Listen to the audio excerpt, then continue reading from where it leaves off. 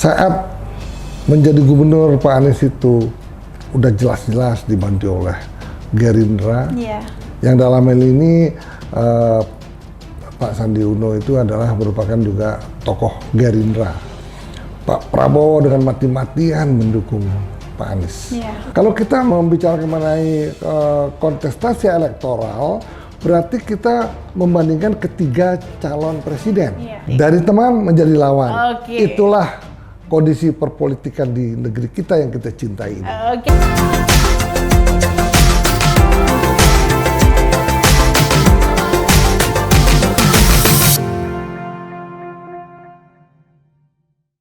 Selamat siang. Nah, kali ini kita kembali lagi membahas mengenai politik. Nah, mengenal nama 3 tokoh politik, yaitu Bapak Sandi Uno, kemudian ada Bapak Prabowo, dan juga ada Bapak Anies Baswedan. Tentunya sudah tidak asing lagi di pendengaran para pemirsa di rumah.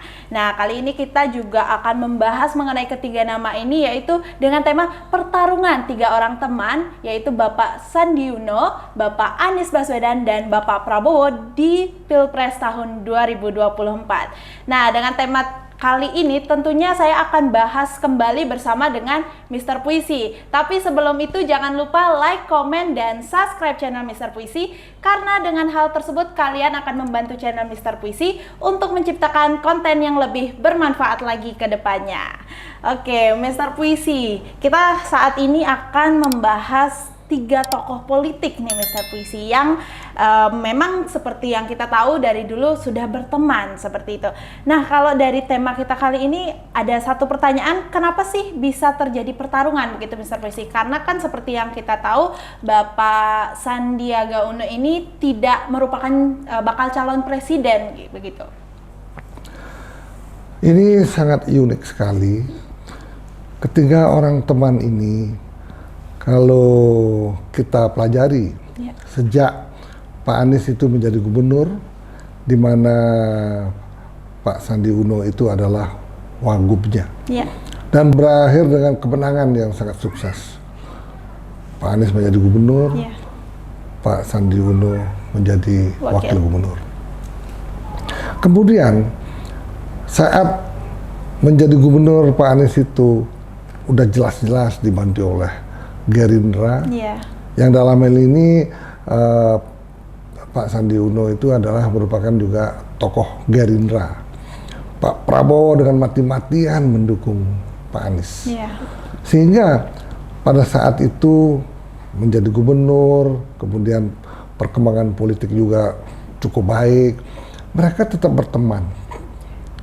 Sangat teman dalam teman bagaimana mengembangkan partai Gerindra ini sehingga menjadi partai yang besar, di mana Pak Anies sendiri yang merupakan calon dari Gerindra pada saat jadi gubernur, sehingga terasa bahwa Anies sesungguhnya adalah juga orang Gerindra, walaupun waktu itu bukan diusung oleh Gerindra saja, diusung oleh Nasdem dan partai-partai lain. Nah, kemudian Pak Sandi Uno mengundurkan diri menjadi tidak menjadi wakil gubernur. Kemudian dari Gerindra sendiri berakhir menempatkan juga wakil gubernurnya, sehingga Pak Anies tetap jadi gubernur dan wakil gubernurnya adalah juga dari tokoh dari Gerindra. Nah, itulah kenapa kita bilang bahwa ketiga orang ini adalah teman politik yang sejati sesungguhnya. Sampai sekarang ini pun sangat sejati, karena kita lihat pun dari kubu Pak Anies sendiri tidak pernah menjelek-jelekan kubu Pak Prabowo, juga tidak pernah menjelek-jelekan Pak Sandi Uno itu sendiri. Kenapa demikian? Karena sampai sekarang ini kental sekali pertemanan daripada ketiga tokoh politik ini. Nah, makanya yang kita bicarakan ini adalah saat ini kita bukan membicarakan kontestasi elektoral.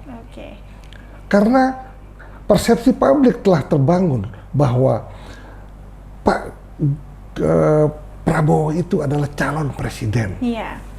Pak Anies juga merupakan calon presiden dari Koalisi Perubahan, di mana Pak Sandi Uno adalah calon wakil presiden yang digadang-gadang oleh Partai Persatuan Pembangunan, di mana saat ini memang Pak Sandi Uno itu sudah menjadi anggota P3. Yeah. Kemudian P3 sendiri sudah mendekat dengan PD Perjuangan dan mendukung Ganjar Pranowo untuk memenangkan Pilpres 2024. Makanya persepsi politik yang telah terbangun inilah, makanya kita tidak akan membicarakan mengenai kontestasi elektoral. Yeah. Yang kita bicarakan bagaimana sesungguhnya teman ini akhirnya menjadi lawan. Nah, kalau kita membicarakan mengenai kontestasi elektoral, berarti kita membandingkan ketiga calon presiden. Yeah. Sedangkan ketiga orang teman ini, duanya calon presiden, yang satunya adalah calon wakil presiden. Yeah. Nah, itu yang sudah terbangun oleh publik. Sehingga akan terjadilah persaingan pada saat Pilpres nanti. Kenapa demikian? Ya karena udah jelas-jelas kan ketiga tokoh ini tidak mungkin bersatu lagi. Iya. Mereka diusung oleh partai politiknya masing-masing. Iya. Itu loh. Oke. Nah, tadi Mr. Puisi di akhir ada menyebutkan bahwa tidak mungkin bersatu lagi, begitu kan Mr. Puisi? Nah, sekarang kalau ditanyakan apakah mungkin jika Sandi Uno ini kan merupakan calon cawapres begitu, tapi belum tentu kemana begitu. Nah, apakah mungkin kalau dipasangkan antara Pak Anies atau Bapak Prabowo gitu nantinya? Tidak mungkin terjadi. Oke. Kenapa? Pak Prabowo ketua Gerindra. Sedangkan Sandi Uno sekarang bukan di Gerindra lagi. Okay. Walaupun dia masih di Gerindra, tidak mungkin lagi akan dicalonkan menjadi cawapres karena 2019 yang lalu kan sudah jelas-jelas kalah. Okay. Tetapi saat ini Sandi Uno tidak lagi berada di Gerindra. Beliau itu sudah ada di lingkungan Partai Persatuan Pembangunan, di mana Partai Persatuan Pembangunan ini sudah bergabung dengan PDI Perjuangan untuk memenangkan Ganjar Pranowo.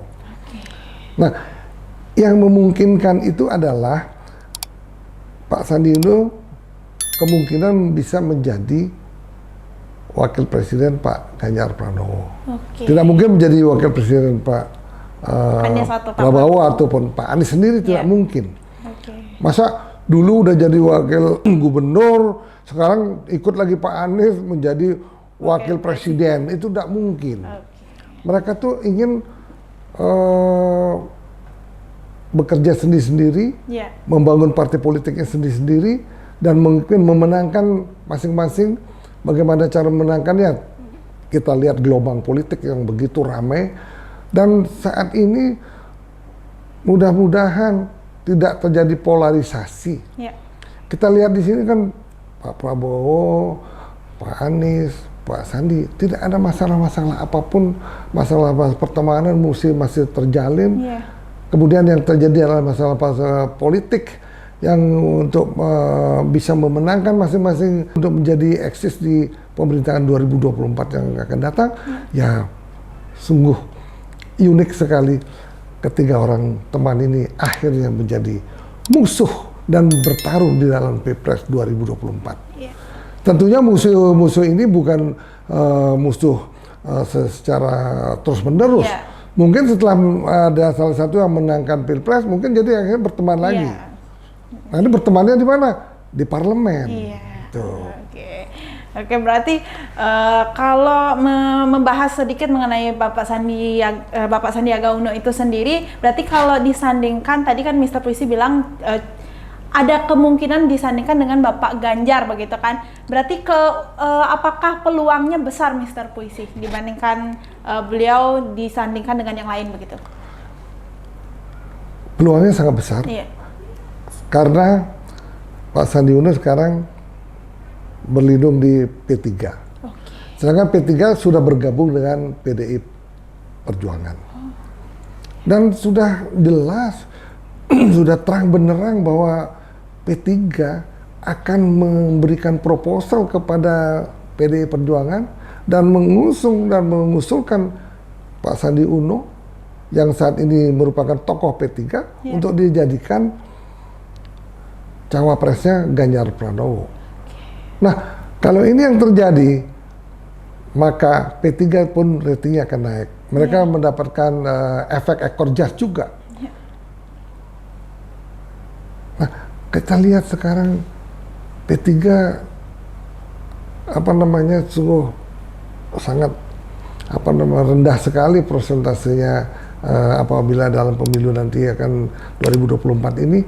Nah, tetapi saya dengar sejak Pak Sandi Uno masuk ke P3, rating atau elektabilitas sebagai P3 sendiri udah mulai naik. Tapi masih kecil sekali. Kemungkinan masih 2,7% kepercayaan masyarakat terhadap P3. Nah, tentunya nanti setelah kampanye Pak Sandi Uno beserta tim P3 akan membuat gebrakan besar-besaran di seluruh Indonesia, ya mungkin akan juga elektabilitas P3 sendiri juga akan naik. Nah, ketiga nama tokoh ini kan memang termasuk tokoh yang digandrungi masyarakat juga ya, Mr. Puisi, dan bahkan kedua namanya Bapak Prabowo dan Pak Anies itu sudah menjadi calon wakil, dan sekarang ada Pak Sandiaga Uno yang diharapkan bisa menjadi calon wakil presiden begitu. Nah, apakah dengan mereka kan berteman begitu, Mr. Puisi. Nah, saat ini kita lihat elektabilitas antara Pak Anies dengan Pak Prabowo itu kan lumayan berbeda begitu. Apakah ada pengaruhnya karena mereka berikatan teman begitu, jadi untuk suaranya memisah begitu? Ya udah pasti, karena pada pemilihan presiden 2019 Pak Prabowo sama Pak Anies sama Pak Sandi itu kan satu grup. Melawan dulu Pak Jokowi, di bawah Pak Jokowi dalam hal ini diusung oleh PDI Perjuangan. Nah, sekarang kan mirip-mirip aja. Kalau misalnya Pak Anies bersatu dengan Pak Prabowo, akan terjadi pertarungan seperti 2019. Nah, kenyataannya kan akan terjadi 3 koalisi, di mana Pak Anies didukung oleh Koalisi Perubahan, Pak Prabowo oleh Gerindra dan PKB, kemudian Pak Ganjar ini diusung oleh PDI Perjuangan, kemudian P3 sudah ada di dalamnya. Artinya partai yang ada di parlemennya, artinya baru P3 aja yang masuk ke PDI. Pada saat haul Bung Karno itu Ibu Mega mengatakan ini ada 3 partai yang masih malu-malu nih, belum mendekati PDI. Ya, itu artinya sindiran untuk partai-partai yang belum bergabung dengan PDI Perjuangan. Ya rasa-rasanya kan agak belum bisa dipastikan mereka akan mengusung ataupun bergabung dengan PDI Perjuangan, karena Partai Golkar sendiri ya di dalam Rakernas mereka juga mengusung ketuanya sendiri Pak Erlangga Hartarto untuk menjadi capres. Mungkin saja mereka bergabung membuat koalisi sendiri, ya kita nggak tahu.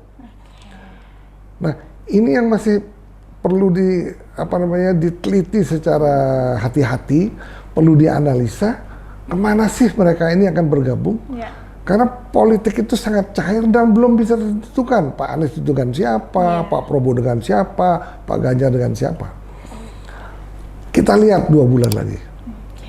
Suasana akan semakin panas, dan terlihat pada saat pendaftaran nanti akan terlihat loh siapa sih potensi yang akan memenangkan Pilpres 2024, kita lihat nanti.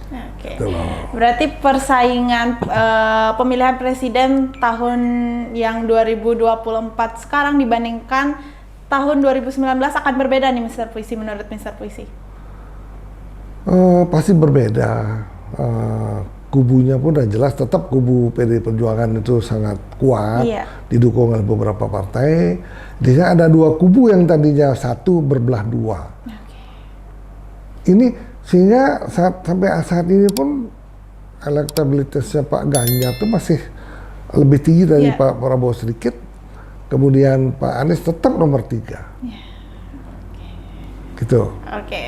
Oke, terima kasih Mr. Puisi untuk waktunya hari ini, dan memang pembahasan mengenai ketiga nama tokoh politik ini memang sering sekali kita bahas ya Mr. Puisi, dan mungkin kedepannya masih banyak hal yang harus kita bahas mengenai perkembangan politik. Dari teman menjadi lawan. Oke. Itulah kondisi perpolitikan di negeri kita yang kita cintai ini. Oke, tepuk tangan dulu buat Mr. Puisi. Wah, tidak kerasa akhirnya kita akan menutup dulu ya Mr. Puisi untuk pembicaraan kita kali ini. Dan untuk teman-teman di rumah jangan lupa like, comment, dan subscribe channel Mr. Puisi. Dan nantikan terus video-video Mr. Puisi selanjutnya. Sampai jumpa kembali. Bye-bye, tepuk tangan.